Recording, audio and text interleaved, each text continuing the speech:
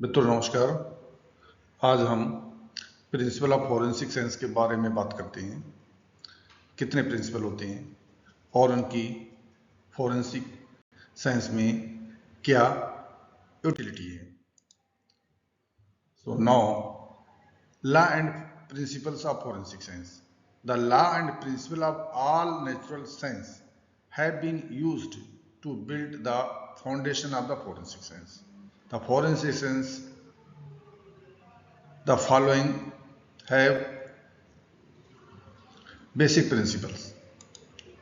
Now there are 7 principles. Number 1,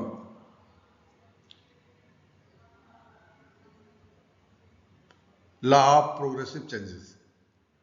2, principle of analysis. 3rd, principle of comparison. 4th, law of individuality. 5th, principle of probability. 6th, principle of exchange. And 7, law of circumstance fact.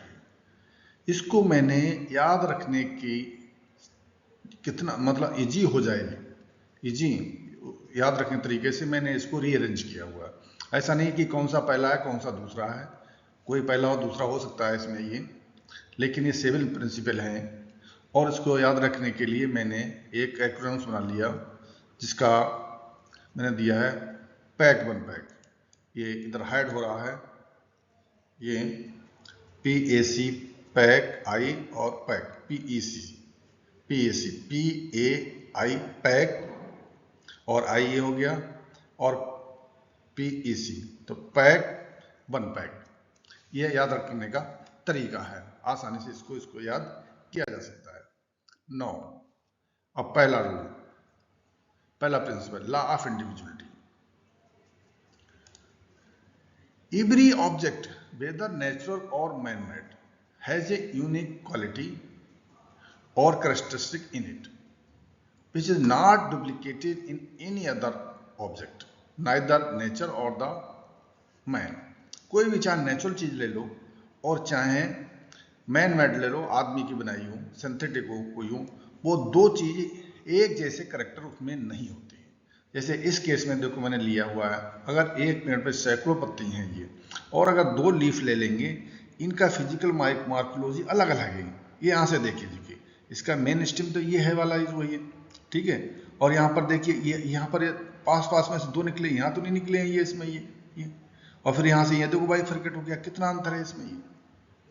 ये natural है। ये इस प्रकार से इसमें देखें ये एक ही ताले की 2 चाबियां हैं जो एक ही समय पे क्रिएट की गई हैं, लेकिन जब इसको मैग्नीफाई करके देंगे तो बहुत फीचर्स में बहुत सारे फीचर्स, इंडिविजुअल फीचर्स नजर आएंगे। अब ये देखिए ये लाइन जो यहाँ से यहाँ मतलब यहाँ से यहाँ तक आई हुई है और ये लाइन जो यहाँ से यहाँ तक गोल हो गई जो इसमें ये यहाँ पर ये 4/5 ये लिखा हुआ है, यहाँ पर ये मार्क आ गया, इसमें मार्क नहीं है। तो ऐसे माइन्यूट फीचर्स हैं, बहुत सारे फीचर्स हैं। तो इससे क्या निकलता है, ये समझाने की कोशिश की कि 2 चीजें चाहे वो प्रकृति ने बनाई हैं या मनुष्य ने बनाई हैं, 2 चीजें एक जैसी नहीं हो सकती, उनके इंडिविजुअल फीचर्स होते हैं। ये दूसरा, law of progressive change. Everything change with passage of time.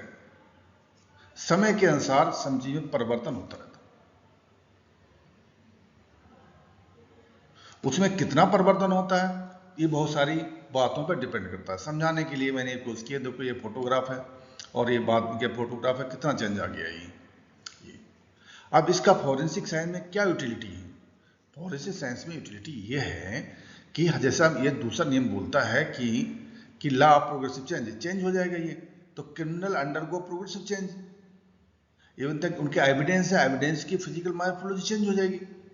एक दिन में भी चेंज हो सकती है, 2 दिन में भी, 3 दिन में, डिपेंड करता है उसकी वेदरिंग कंडीशन, क्या कंडीशन है ये। सपोज करो क्राइम सीन है,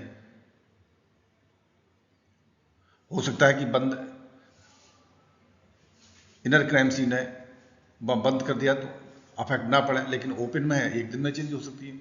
तो ये कहता है क्योंकि प्रोग्रेसिव चेंज होता है, इसलिए जल्दी से जल्दी जितना हो सके जल्दी जो है क्राइम सीन पे जाकर के या उसकी इन्वेस्टिगेशन या जनरल है, जनरल इन्वेस्टिगेशन को खत्म की जाए, नहीं तो वो चेंज हो जाएगा ये, तो उसको फिर आइडेंटिफाई करने में मुश्किल होगा ये। नौ तीसरा प्रिंसिपल ऑफ द कंपेरिजन, कि only the likes can be compare, similar चीजों को कंपेयर की जाती है। ये अब कोई कहे ये बुलेट है और एक आर्टिस्ट है, ये खोका जो है और ये बुलेट है, ये कंपेयर करने की कोई तुक नहीं है। सेम टाइप चीज़ों, जैसे इसमें एक और एग्जांपल करके मैंने दिखाया हुआ है। अब जैसे कॉपीराइट के केस आते हैं कि डुप्लीकेट नकली बना रहे हैं शैम्पू जो भी, तो अगर इस मॉडल का है तो सेम मॉडल का ही मतलब लेना चाहिए, कंट्रोल सैंपल कंपनी से या कहीं से भी, इन दोनों को सेम टाइप्स को ही कंपेयर कराना चाहिए। अगर दूसरा सेम नहीं होगा, दूसरा भेज देंगे तो रिजल्ट ठीक नहीं आएगा, गलत रिजल्ट आएगा। नो एक principle of the analysis, there can be no better analysis than the sample analysis, sample को एनालिसिस करेंगे तभी मिलेगा रिजल्ट, जो है सही सैंपल होना जरूरी है। ये दिखाता है कि हम क्राइम सीन से या कस्टडी से या एक्यूज है या विक्टिम से सैंपल है, वो सही सैंपल होना चाहिए। सही सैंपल एनालिसिस के अलावा कोई और दूसरा रास्ता नहीं है ये। Next now lockout principle of action, ये बहुत फेमस प्रिंसिपल है।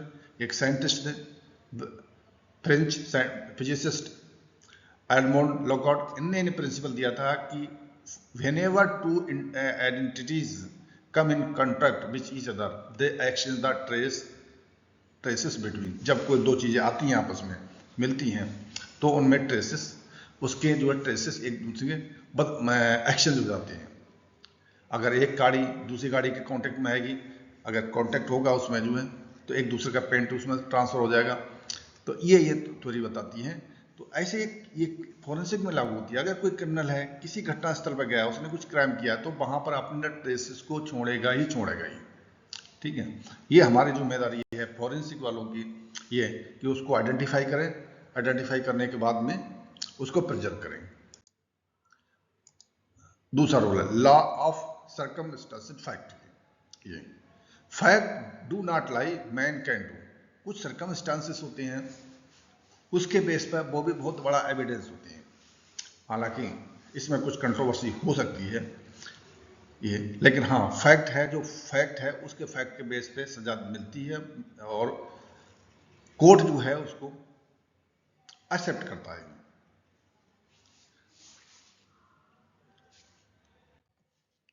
नो दूसरा एक है law of probabilities, all identification defined definite और इनडेफिनेट मेड कॉन्शियसली और unconsciously are on the basis of the probability.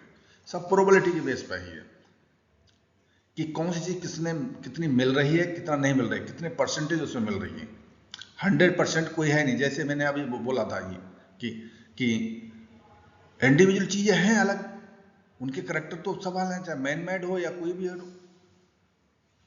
तो उसमें कितने परसेंटेज मैच कर रहा है, उनकी क्या प्रोबेबिलिटी मैच करने की है। ऐसा नहीं है एक जो थोड़ा सा भी अंतर है, नहीं ये चीज है अलग है, ये इसे मैच नहीं कर रही है, तो ऐसे मैच ही नहीं करेगा। तो सारी चीज प्रोबेबिलिटी पर डिपेंड करती है।